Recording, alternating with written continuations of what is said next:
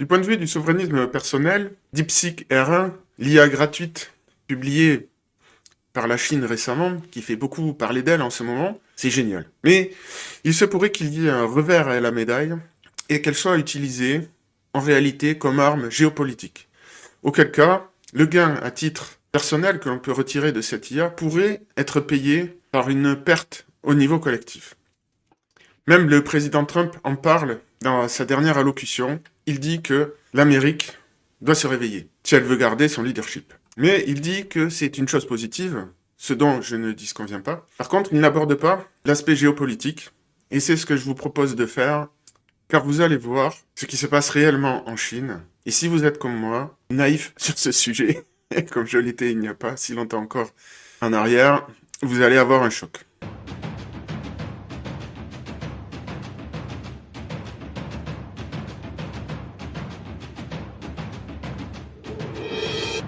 Résumé rapide des épisodes précédents. Dès que DeepSeek est sorti, je l'attendais depuis un moment, je suis allé regarder, et effectivement, c'est un modèle ultra impressionnant. C'est vraiment un game changer, surtout si on rajoute les prochaines puces Nvidia pour faire tourner ce genre de machine. Puis après quelques jours, c'est juste incroyable, hein, mais bon, c'est une saga, cette histoire de DeepSeek. Donc on découvre que pourquoi la Chine proposait ce modèle d'IA ultra puissant au niveau de GPT-O1 gratuitement, eh ben parce que c'était un side project, c'est un truc qu'ils ont fait, c'est pas un projet principal, presque pour s'amuser quoi. Et donc là, panique à bord, lundi, les bourses qui ouvrent à la chute, mais entre-temps, j'avais commencé à tester de manière plus exhaustive que ce qu'on voit sur les réseaux où il y a beaucoup de hype et de gens qui reprennent les titres sans vraiment creuser la question. Donc je m'étais rendu compte qu'il y avait deux gros problèmes à cette IA.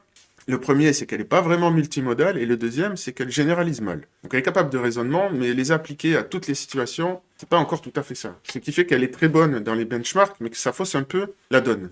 Donc là, maintenant, je m'apprête à aborder la question du point de vue géopolitique, et je vous dis, à moins que vous connaissiez déjà le sujet, vous n'êtes pas prêts pour ce que vous allez voir.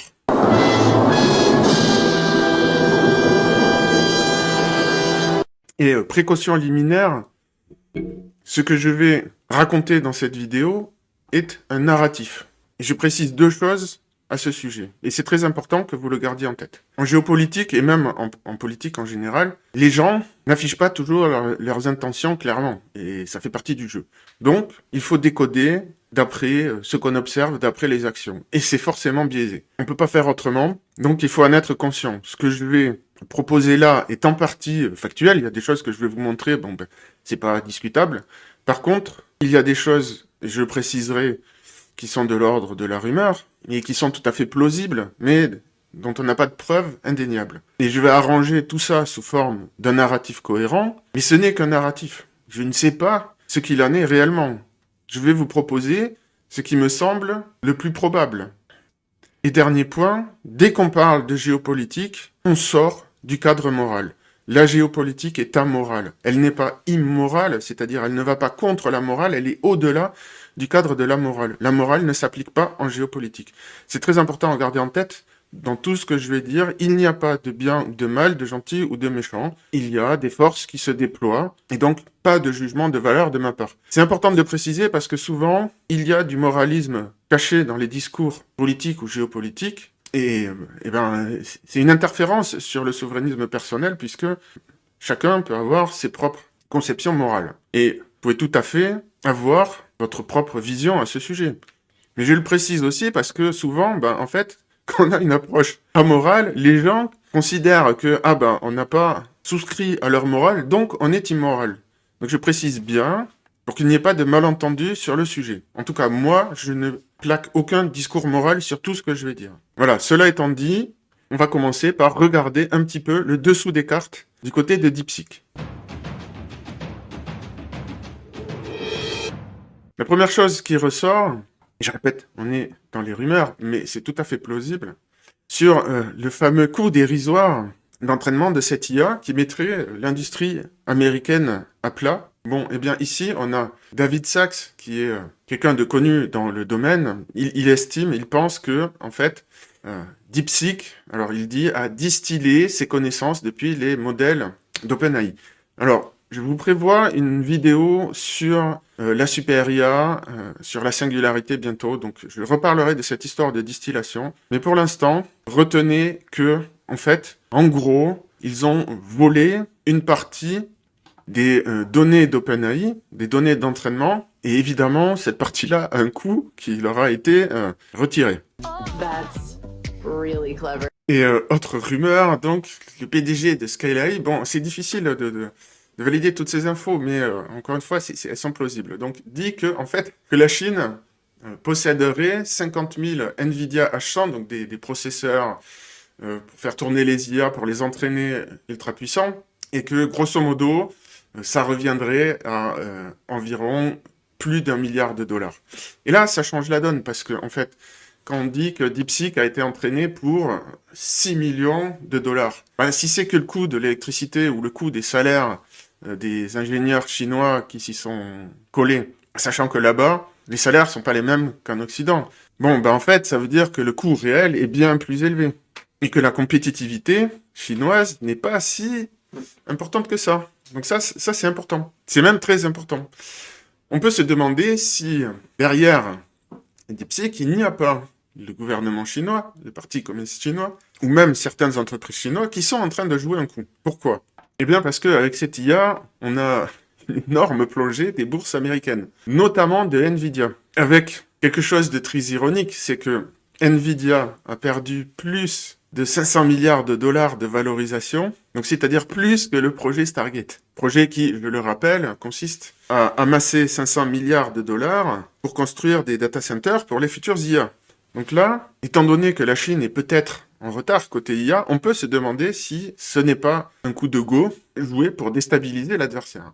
Et pour certains, c'est effectivement ce qui se passe, puisque en publiant DeepSeek et en sachant ce qu'il y avait dedans, certains donc avaient l'information, pouvaient se douter que les marchés, et notamment Nvidia, allaient se prendre un gros coup de bâton. Donc l'idée, c'était de faire un short, c'est-à-dire de parier sur la baisse des actions en bourse pour se faire beaucoup d'argent et rembourser en partie le coût de financement de l'opération, peut-être. Alors c'est très machiavélique, ça s'est peut-être pas passé comme ça, mais il n'empêche que c'est tout à fait plausible, et ce genre d'histoire est déjà arrivé par le passé. On pense notamment à George Soros qui a fait sa fortune précisément sur une stratégie de ce genre-là concernant la livre sterling anglaise. Et si je ne m'abuse, il y a eu aussi les Rockefeller qui avaient joué un coup pareil, ou les Rothschild, je sais plus, du temps de Napoléon.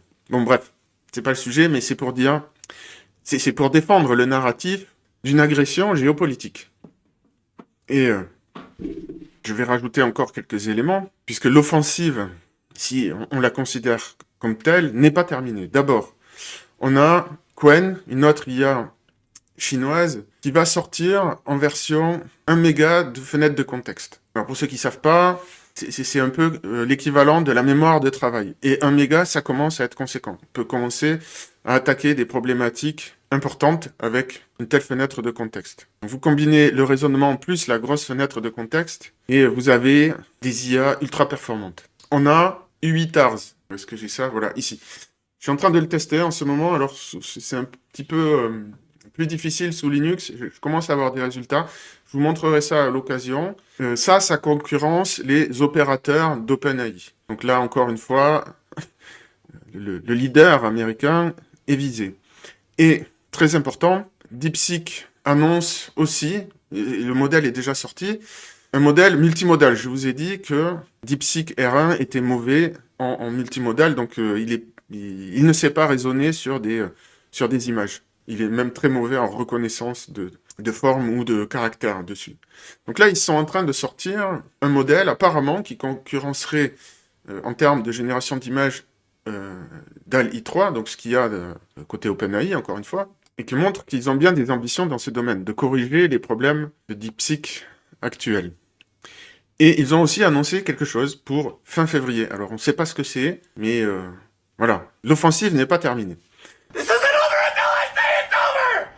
Maintenant, je vais dire 2 mots, ça va être la partie, disons, la plus discutable ou controversée pour ceux qui ne sont pas trop portés sur ces sujets-là. Je voudrais replacer le contexte, donc si on accepte l'idée que c'est une offensive, dans quel contexte elle se situe.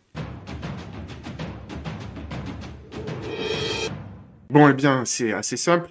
Si vous avez connaissance de la notion de guerre hors limite, guerre hybride, guerre de 5e génération, ça porte plusieurs noms. Mais visiblement, c'est un livre de géopolitique écrit par un haut fonctionnaire chinois qui est devenu un classique de la géopolitique chinoise, qui bénéficie d'une forte influence parmi les élites militaires et diplomatiques. La guerre hors limite défend la thèse suivante: le champ de bataille de la guerre hors limite n'est pas le même que par le passé, puisqu'il comprend tous les espaces naturels, l'espace social et l'espace en pleine croissance de la technologie, tel que l'espace nanométrique. Bon, c'est technologie virtuelle.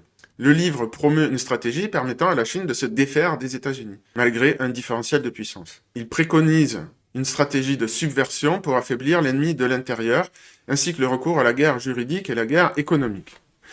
Et je vais vous en toucher 2 mots, c'est un très vaste sujet. Au fil du temps, j'ai mis de côté des articles qui parlent de ça plus en détail, mais je ne vais pas rentrer dans ces considérations-là, ça nous amènerait trop loin. C'est pas le sujet de la vidéo, mais c'est pour replacer dans le contexte ce que je suis en train de dire. Parce qu'effectivement, ça peut paraître farfelu de défendre l'idée d'une offensive chinoise avec une IA gratuite si on n'a pas le contexte général. Alors, évidemment, on a les mêmes sur les biais politiques de DeepSeek. Bon, il y a plein d'internautes qui ont parlé de ça. Si vous posez des questions sur la place Tiananmen, il répond pas. Mais quelque part, c'est presque anecdotique. Bon oui, le gouvernement chinois interdit des IA qui promeuvent un narratif qui est contraire au sien. Thanks, Captain Obvious. Mais, et là ça va être la partie controversée, il y a une enquête qui vient d'être menée grâce à des IA ou des algorithmes. Alors, ils parlent de technologie fractale. Bon, j'ai pas creusé plus que ça, j'avoue. Qui ont, en fait, étudié les réseaux de financement des organisations non gouvernementales libérales américaines. Ce qui ressort, je simplifie un peu pour pas être trop long, mais ce qui ressort, c'est que il y a tout un réseau, voilà, qui passe par l'association chinoise progressive pour le progrès, de financements qui sont récupérés depuis de nombreuses entreprises américaines. Peut-être, je ne sais pas, la vidéo n'en parle pas, par des transfuges à l'intérieur de ces entreprises, ou peut-être par les entreprises elles-mêmes, mais ça serait étonnant. En tout cas, qui financent les associations woke, telles que Black Voters Matters et autres. Donc il y a vraiment tout un réseau et des financements importants, derrière lequel, finalement, se trouve le Parti communiste chinois. Et là, on est dans le cadre de la guerre juridique. Il ne faut pas oublier le point de vue de la Chine. C'était, pendant très longtemps, une grande puissance mondiale, voire la plus grande puissance mondiale. Pendant que l'Europe était au Moyen-Âge, les Chinois avaient la poudre, les navires, l'équivalent de l'imprimerie, ils avaient le boulier. Le boulier n'a été dépassé que par la calculatrice moderne en 1950. Quelque chose comme ça. Ou 70, je sais plus. Je parle en termes de vitesse de calcul. Vous donniez un calcul à faire à un Chinois avec un boulier et de l'autre côté à un Européen, les Chinois explosaient les Européens pendant des siècles et des siècles, jusqu'à ce qu'on invente la calculatrice. Pendant très longtemps, la Chine a été, bien qu'elle ne fût pas impérialiste, une puissance dominante. Je pense qu'elle se voyait comme un phare de l'humanité. Et quand on parle de l'empire du milieu, ben en fait, le milieu c'est quoi? C'est le centre. Ils se voyaient comme le centre. Ce qui s'est passé, c'est que avec la guerre de l'opium, ils ont été déclassés d'une manière très brutale sur la scène internationale et c'est une humiliation historique dont ils ont eu beaucoup de mal à se relever. Est-ce que cette guerre est faite dans un esprit de revanche ou pas? Je ne sais pas, mais toujours est-il que, à minima, l'Occident, pour eux, est une nuisance. J'ai fait une vidéo à ce sujet où je parle de la désoccidentalisation du monde et j'explique que nous, on est encore en mode tout le monde envie notre démocratie, mais c'est pas le cas. Le reste du monde considère que c'est du souverainisme par la minorité, par les minorités. Ça les intéresse pas du tout. Eux, ce qui les intéresse, c'est éventuellement la richesse à laquelle nous avons accédé et la puissance à laquelle nous avons accédé. Mais nos idées politiques sur la manière de nous organiser et notre morale et notre moralisme qui poussent ou qui se déclinent en interventionnisme, évidemment, ça leur plaît pas du tout. Donc l'idée que le gouvernement chinois finance le wokisme aux États-Unis, ça peut sembler complètement farfelu à certains, et je le comprends. Et là, je ne vous donne pas... C'est le sommet de l'iceberg. Il y a beaucoup d'autres éléments derrière. Bon, encore une fois, c'est pas le sujet de la vidéo. Mais toujours est-il que c'est le sujet qui divise les Américains. Donc c'est très malin d'aller appuyer à l'endroit où ça fait mal. Oups, mauvais clic. Painful living fear, isn't it? Mais d'accord, admettons que vous me suiviez jusque-là. Maintenant, je vous ai dit que vous alliez être choqués, vous alliez être surpris par ce qui se passe en Chine, en fait. Et c'est le dernier volet que je vais aborder dans cette vidéo. Ça fait longtemps que je vais en parler et je profite donc de l'occasion pour vous montrer, non pas forcément ce qui se passe en Chine, mais ce que je pense sur la manière dont la Chine se perçoit elle-même. Surprise me. Ok, vous êtes prêts? Alors c'est parti, je vais vous montrer un peu ce qui se passe en Chine. Voilà une vidéo de... Alors je dis pas que c'est toute la Chine qui est comme ça, il y a évidemment des zones rurales qui sont pas aussi grandioses, mais la Chine se vit comme ça. C'est la ville de lumière, c'est plus Paris. C'est alors là-bas c'est Rizhao, il y a d'autres d'autres villes qui sont comme ça, mais je vous en montre une autre. Là, c'est Chengdu. Alors, je sais pas où c'est, je connais pas la Chine. J'ai vu ces vidéos et ça m'a choqué. Je me suis dit, mais en fait, c'est incroyable. La Chine est passée au 3e millénaire, alors que nous, je sais pas, si vous allez à Paris, c'est une ville grise.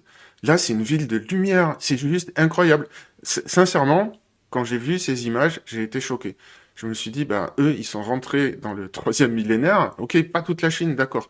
Il y a sûrement des zones, c'est pas terrible. Mais nous, on n'a pas ça. Enfin, je sais pas, peut-être quelque part aux États-Unis ou dans certaines villes d'Europe, peut-être que je suis pas au courant.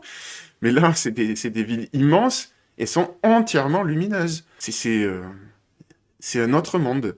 Et des vidéos comme ça, il y en a plein. Alors, je vais pas toutes les mettre, ça serait long. Et ce sont carrément des shows lumineux, c'est-à-dire que c'est pas juste des immeubles avec des images, avec des lumières sympathiques. Ce sont des shows lumineux en permanence. C'est un spectacle permanent où, en fait, c'est toute la ville qui est coordonnée. Alors peut-être que c'est pas tous les jours comme ça que ça se passe, peut-être que c'est à l'occasion de fêtes, je sais pas. Mais ça reste quand même incroyable. Et j'ai l'impression, sincèrement, que en fait, c'est la norme. C'est toutes les nuits comme ça. Que c'est pas quelque chose d'exceptionnel. Et c'est vraiment à grande échelle. C'est massif. Et je vais enfoncer le clou. Ça, c'est juste le hors-d'œuvre. Voilà le genre de spectacle qu'on a maintenant en Chine. Voilà ce qu'ils font avec les drones. Et il y a peut-être des choses que j'ai loupées en Occident, mais là, moi, je trouve ça déjà magnifique et incroyable. Et imaginez un peu, comment dire, au niveau symbolique ou au niveau de l'inconscient collectif, l'effet que ça fait de voir des applications pareilles de la technologie. Bon, maintenant, je vais vous montrer d'autres aspects. On va sortir un peu du côté lumineux, mais on va regarder du côté des robots. Là, c'est un spectacle de danse. Et c'est un spectacle de danse qui mélange les humains et les robots. Alors certes, les robots sont pas, on voit bien qu'ils n'ont pas la même dextérité que les humains, mais quand même, ça reste quand même déjà assez impressionnant, je trouve. Et on voit que ils bougent quand même bien ces robots. Ok, ils font pas des galipettes et ils font pas des sauts périlleux et tout ça, mais bon, il y a d'autres robots qui sont capables de le faire. Mais ils ont été capables de coordonner un spectacle entier. Et c'est pareil. C'est la même histoire que précédemment. C'est l'impact sur la psychologie collective. Il faut que vous imaginez. Eux, ils sont en train de passer dans l'autre monde. En Europe ou en France, je sais pas, on ferait un spectacle pareil. Il y aurait juste des gens qui diraient ouais, c'est un gâchis de je sais pas quoi. C'est un gâchis de ressources, bon, peu importe. C'est la Chine est en train de passer au prochain millénaire. Je vais pas arrêter de le dire, vous m'excuserez, mais plus je vois ce genre de vidéos, et plus je saisis le contraste avec ce qui se passe chez nous. Autre exemple, il va y avoir un marathon de 21 semi-marathon de 21 km qui va être fait dans lequel vont concourir des robots. Et là, c'est pas mal parce que 21 km à faire courir par un robot en compétition avec un humain, en fait, on commence à avoir de l'autonomie là pour les robots. Mais aussi, en même temps, il va falloir qu'ils se débrouillent à gérer leur environnement. Ils sont dehors, ils sont pas filmés dans des environnements contrôlés. Enfin, je sais pas, je suppose. Ils ont peut-être une ligne jaune sur le sol qui les guide. Je sais pas comment ça va être fait, mais c'est juste pour dire, le monde est en train de changer. Vous avez déjà vu, vous, des robots humanoïdes marcher à côté de vous dans la rue, comme ça, en Europe? Non. Et même aux États-Unis, je suis pas sûr que ça soit le cas. Voilà, un autre exemple de ce qui se passe en Chine. Alors là, le commentaire n'est pas bon parce qu'il dit que c'est Amazon, mais non, en fait, c'est un entrepôt en Chine. Voilà où ils en sont. Je vais continuer, et quelque part, c'est moins spectaculaire, mais quand on réfléchit à ce que c'est encore plus impressionnant. 157 km d'autoroute construits en Chine sans l'intervention d'un seul être humain sur le chantier. Voilà. Est-ce que vous vous rendez compte de ce qui se passe en Chine? Et je continue. Maintenant, je vais vous parler un petit peu du spatial. La Chine est en train de construire, ou a pour projet de construire, une station spatiale de 1 km dans l'espace pour aller récolter de l'énergie solaire et la renvoyer sur Terre. Ils ont aussi un autre projet de construire carrément une station, un vaisseau de plusieurs kilomètres. Et je rappelle que la Chine est la première à avoir envoyé un drone sur la face cachée de la Lune, ce qui est de faire atterrir à l'unir, pardon, un appareil sur la face cachée de la Lune. C'est un exploit, c'est un véritable exploit technologique. Hein. Ils ont, je sais plus où j'ai mis les sources, mais ils ont un projet de colonisation du système solaire. Et ils veulent mettre une base lunaire permanente pour 2028. Alors, je sais pas où ils en sont, j'ai pas suivi, mais ça me paraît assez ambitieux pour 2028. On verra. En tout cas, c'est sûr que ils ont compris que la domination du siècle prochain, voire du millénaire prochain, elle se fait dans l'espace. C'est-à-dire que le premier qui va réussir à aller faire du minage spatial, à aller chercher dans les astéroïdes les ressources minérales gigantesques qui sont là-bas. On parle de centaines de milliers de milliards de dollars d'équivalent de richesse. Bon, bah, le premier qui arrive à faire ça, c'est évident qu'il va prendre le leadership dans la conquête du système solaire et qu'après, bah, ça va être difficile d'aller contester sa place. Et je suis persuadé que que c'est le plan de la Chine. L'Europe, on est l'année dernière, je crois, à un lancé d'Arianespace. Si vous suivez un peu le New Space, bon ben voilà, l'Europe est complètement larguée, et dans ce domaine et dans les autres. Elle est larguée dans l'IA, elle est larguée dans le New Space, on est largué au niveau géopolitique, hein, et je vous ai montré, enfin j'espère, vous avoir convaincu que c'est là-bas que ça se passe, c'est en Chine. Alors je n'ai mis dans cette vidéo que quelques images spectaculaires. En fait, l'idée c'est un peu de vous choquer pour que vous preniez conscience de ce qui se passe. Parce qu'après, si vous allez creuser les statistiques, donc ce que je ne vais pas faire dans cette vidéo, ça serait un peu long et fastidieux, mais si vous allez creuser les statistiques sur les brevets, les ingénieurs, les technologies, les moyens militaires, etc., bah, vous allez tomber de haut. Hein. Donc pour moi, la Chine se voit comme un empire millénaire, ce qu'elle a toujours été, qui reprend sa place, c'est tout. Et elle constate qu'il y a un obstacle majeur qui l'entrave dans son projet, en tout cas de son point de vue, c'est les Occidentaux, les Américains en particulier. Donc, on peut se poser la question de cette idée qui pouvait sembler farfelue de prime abord, comme quoi bah, DeepSeek, en fait, ferait partie d'une stratégie géopolitique chinoise pour saboter, ou du moins retarder, avec du dumping, la survenue ou de la suprématie, disons, dans le domaine des intelligences artificielles des Américains. Parce que on est à deux doigts sur le point d'aboutir à la super IA. En fait, bon, je pensais pas dire ça dans une vidéo en 2025, hein, mais c'est une vidéo que je prévois de faire bientôt. Il y a des éléments techniques. C'est pas de la spéculation ou du techno-optimisme ou de la hype. Bon, vous avez compris, j'espère, sur cette chaîne. Je ne m'interdis pas de participer à la hype de temps à autre. D'ailleurs, cette vidéo, si je fais 3 vidéos sur la saga DeepSeek, c'est parce que c'est l'actualité.